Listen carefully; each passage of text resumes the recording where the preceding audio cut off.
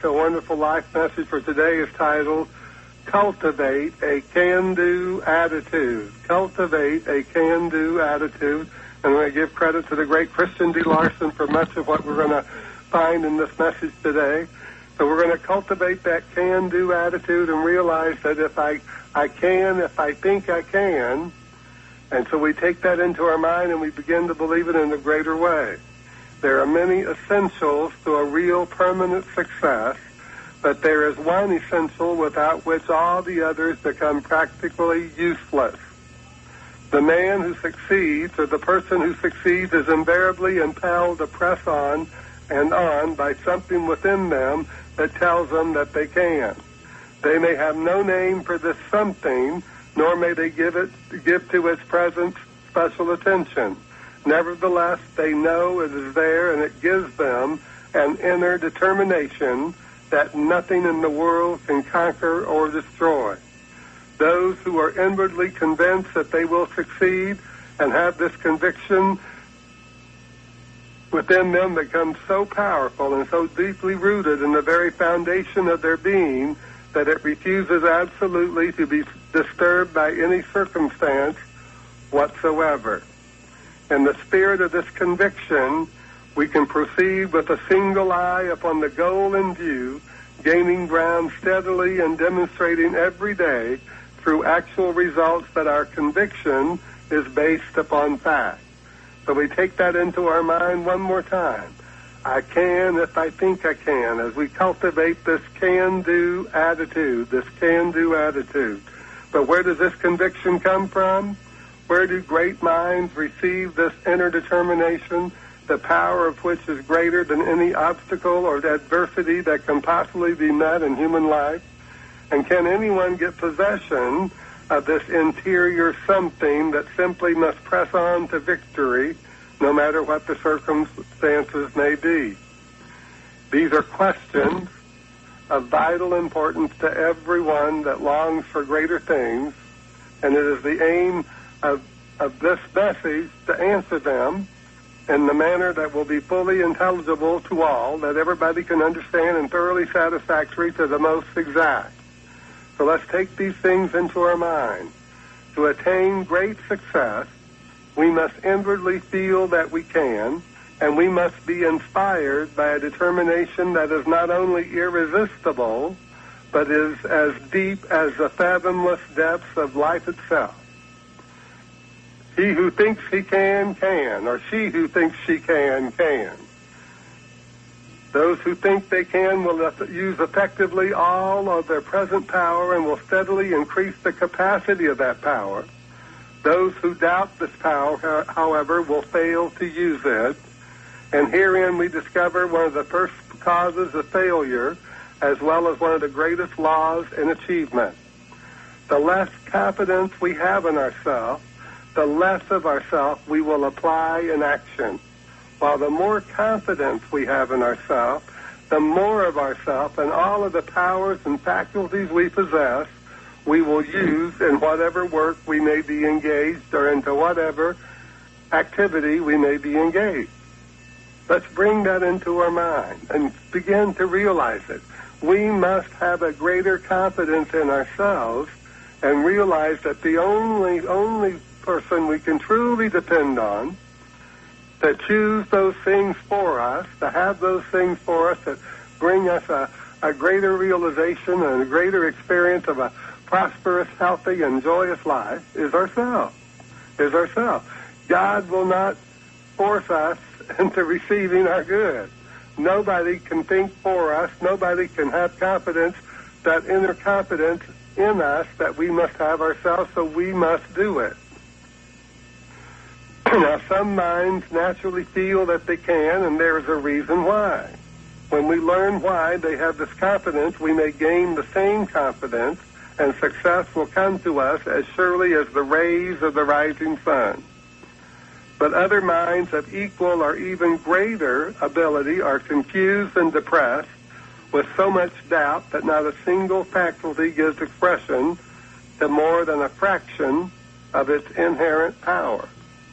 In consequence, they fail where lesser minds might reap rich rewards thus proving conclusively that ability is not the only essential. That ability is not the only essential. There must be something back of ability that causes the full power of ability to be pushed to the front, to the forefront of our mind. All great men and women have this something, and that is why they succeed.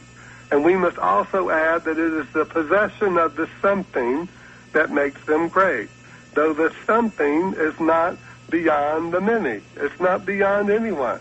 It can be acquired by any person who seeks to acquire it, and to this rule there is no exception whatsoever. Those who accomplish great things do not always have exceptional ability. That's true. But there is a power within them that turns all of their ability to the very best account. All that is in them is pushed up, so to speak, to the highest point of action and efficiency. Nothing in their nature is lost. Everything is put to work, and everything works effectively towards the great goal in view, because their mind is focused on it. Now, somebody might be a great mathematician, but they're terrible in relationships, or terrible in managing their money. Somebody might be a great scientist, a scientific genius, but they have no social skills. They don't know how to interact with people.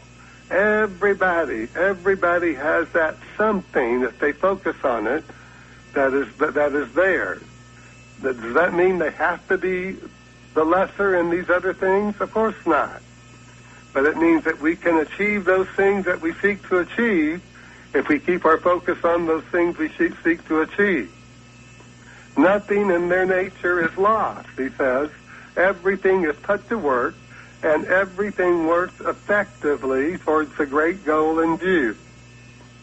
To possess exceptional ability, however, means great gain, providing the power to apply all of that ability is also present, and such ability not only can be developed, but should be developed. The fact, therefore, that a man does not possess exceptional ability at the present time need not prevent him or her from attaining exceptional success. By pushing to the front of our mind, the focus of our mind, what ability we do possess, we can realize marked success all at once. And that's something that causes all ability to be pushed to the forefront of our mind can be gained by any mind without delay. Anyone can get that something now and begin a successful life right now.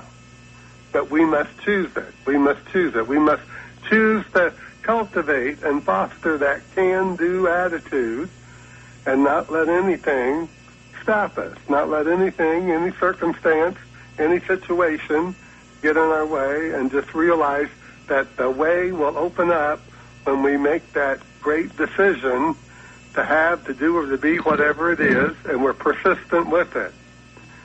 Let's go back to these words from the great Christian D. Larson. To possess exceptional ability, however, means great gain, providing the power to apply all of that ability is also present. That power is confidence. And such ability not only can be developed, but should be developed. The fact, therefore, that a man does not possess exceptional ability at the present time need not prevent him from attaining exceptional success. By pushing to the front, that is the foremost front of our mind, the focus of our mind, what ability he does possess, he can realize marked success at once, and that something that causes all ability to be pushed to the forefront of his mind can be gained by any mind without delay. Anyone can get that something now and begin a successful life now. Now, Christian D. Larson wrote this somewhere in the late 1800s or early 1900s at the latest, so he uses the generic term he, so we know that this applies to women as well as men. The law of God is not gender specific. It works for everyone. just like gravity works for everybody. When a man thinks he can, he awakens in his mind the power that can, and he thinks that he can because he is conscious of the power that can. That is, he inwardly feels the existence of that power. And let's say this again and use the feminine term. When a woman thinks she can, she awakens in her mind the power that can, and she thinks that she can because she is conscious of the power that can. That is, she inwardly feels the existence of that power. The existence of that power. So when we feel that we have the power to do what we wish to do, we cannot possibly doubt anymore, nor can we fail when we proceed to use that power. But how do successful people get this power, and by what means do they come to feel it so distinctly that they positively know they possess it? To think that you can when you do not feel that you can is hardly possible. And it is only those who think they can succeed that do succeed. The person who does not feel within themselves the power that can will doubt, and those who doubt that they can will suppress the power that can. Doubt must be removed before success can be gained. But doubt will not disappear until we inwardly feel that we can. That is, until we can actually feel the possession of all the power that is necessary to do what we have undertaken to do. When we know that we have the power, we know it. We know that we can. We are aware of the necessary power within us, and this power is so positively determined to succeed that we find neither rest, peace, nor happiness until we proceed to apply it on the largest possible scale. To be successful, we must think success, we must cultivate success, and we must be confident that we have the power, the faith, the ability to be successful. So we must cultivate a can-do attitude every day of our life. We must cultivate it, especially when we're confronted with situations and circumstances that someone who isn't determined would let those circumstances and situations stop them. There are so many things that come into our world, so many things of the world, that prevent people from attaining those things that they seek to attain. And if we buy into that, if we say that can be true for me, then it will be true for us. But when we say I can because I think I can, I will because I say I will, I do because I know I can do, then we will find ourselves moving forward and advancing towards that greater success in whatever it is that we choose to be successful in. That something within us that causes the full power of ability to be pushed to the forefront of our mind can be awakened and made active in everybody because we all have it. This something is not a special gift for the few. It is inherent in every mind and is just as natural as life itself. In fact, it is inseparable from life. But thus far, there are only a few who have learned to use it. Some of these were born with a natural aptitude in this direction, while others acquired the essential mental attitude later on. And this we all can do now. All minds are built upon the same principle. All minds possess the same possibility. What one mind has accomplished, all minds can accomplish and infinitely more. Another way of stating that is what one can do, all can do. We are only at the mere beginning of our human attainment. We must know, and we must realize that we know, that there is a future for us in which we can discover all manner of wonderful and marvelous possibilities that these worlds of existence can have for us. But we must know it. We must know it. No person, therefore, need doubt the existence of these extraordinary powers within them. We all have those powers, and to be just to ourselves and to all those others in the world, we must proceed to use now as many of those powers as we can understand now. Why? Because we want to be a witness. We want to be evidence to this power so that all can see it, that all can realize that they themselves can do it and be it, whatever it is that they're seeking to do and accomplish in their lives. So let's go back to the first words. And as I said, I'm giving credit to Christian D. Larson because a great deal of this is coming from his work.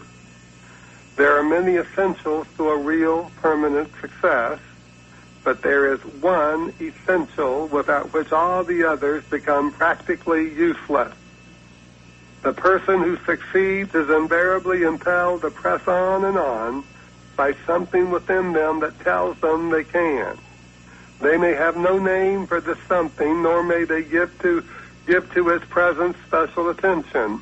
Nevertheless, they know it is there, and it gives them an inner determination that nothing in the world can conquer or destroy. They are inwardly convinced that they will succeed, and this conviction is so powerful and so deeply rooted in the very foundation of their being that it refuses absolutely to be disturbed by any circumstance whatever.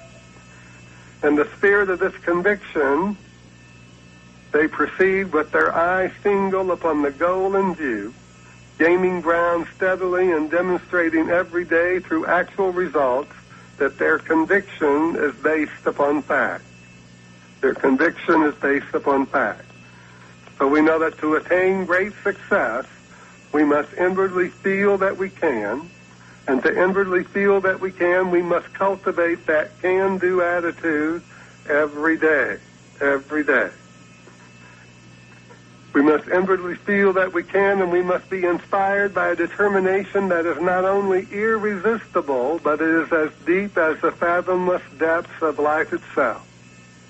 So those who think they can, and those who think they can will use effectively all their present power and will steadily increase the capacity of that power. And those who doubt this power, however, will fail to use it. And so this is where we discover one of the greatest causes of failure, as well as one of the greatest laws of achievement. It all comes back to choice. How shall we use that power within us, that power, that intelligence, that Spirit of God that's incarnated within each and every one of us, that power of our faith? How shall we use it?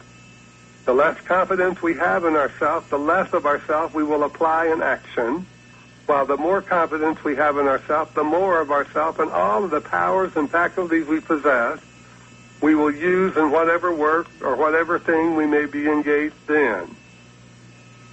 Now, some people naturally feel that they can, and there's a reason why.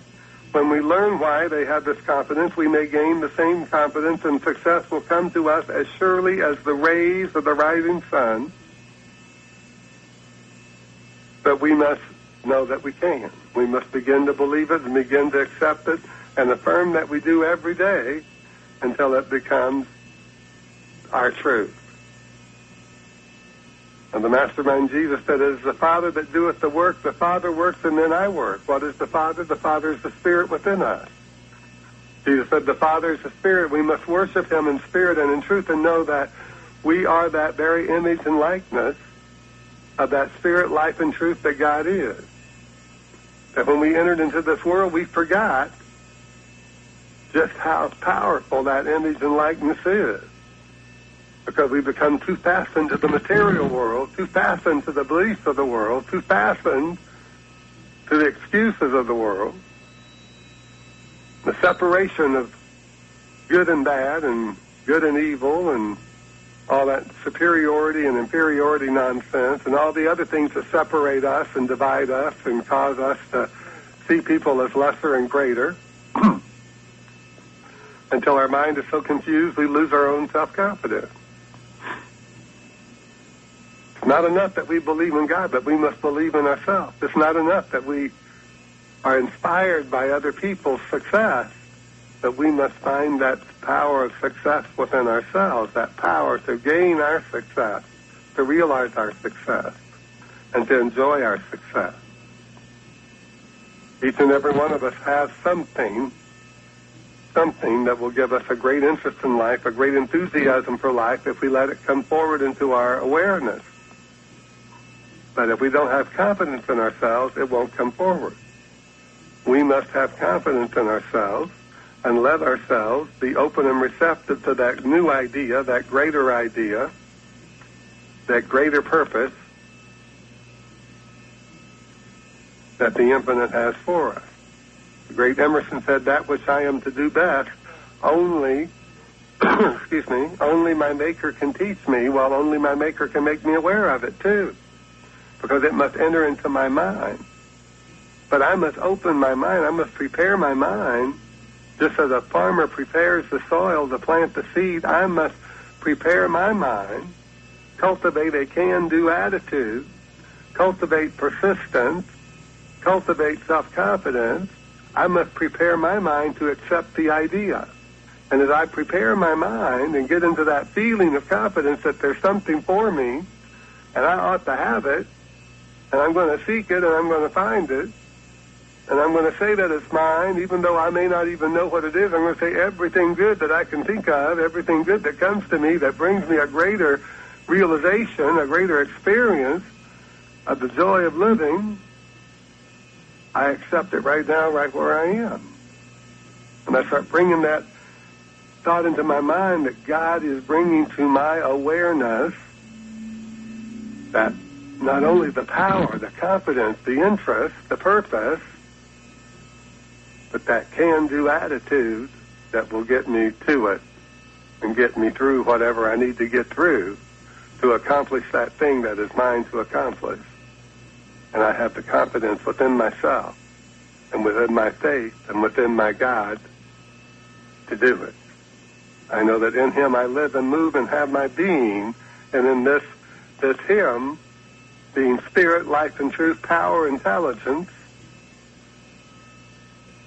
I know that I have the power and the intelligence because God has gifted me with it to do those things that are mine to do. So I cultivate and affirm that I do have that I can-do attitude. I can because I think I can.